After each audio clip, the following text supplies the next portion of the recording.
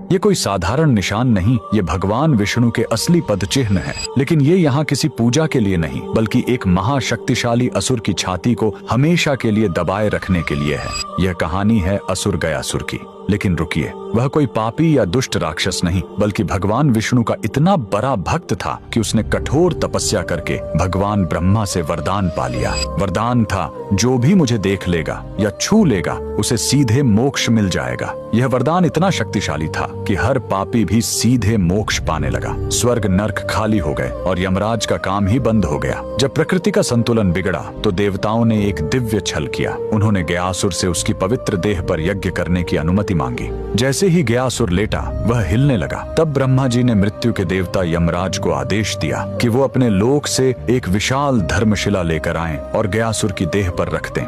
लेकिन गयासुर फिर भी हिलता रहा।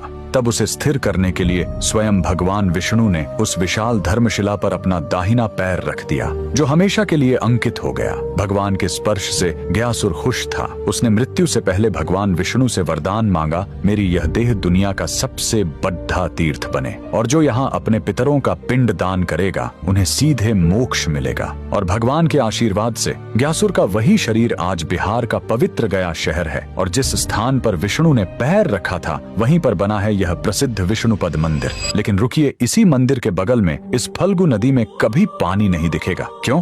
कहते हैं, जब भगवान राम और लक्ष्मण अपने पिता के पिंड दान की सामग्री लेने गए थे, तब राजा दशरथ की आत्मा स्वयं प्रकट हो गई और उन्होंने माता सीता से ही पिंड दान मांग लिया। तब सीता जी ने फल्गु नदी की रेत से ही पिंड बनाए। उनके हाथों में रेत भी अन्न के पिंड के बराबर हो गए और फल्गु नदी एक गाय और एक ब्राह्मण को गवाह बनाया। लेकिन जब राम जी लौटे तो उन्हें इस बात पर विश्वास नहीं हुआ कि बिना सामग्री के पिंड दान कैसे हो सकता है। और राम के अविश्वास को देखकर तीनों गवाह डर गए और झूठ बोल गए। तब क्रोधित होकर सीता जी ने तीनों को श्राप दे दिया और फल्गु नदी को श्राप मिला कि तुम हमेशा सतह के नीचे ही बहोगी। कमेंट में जय श्री विष्णु जरूर लिखें।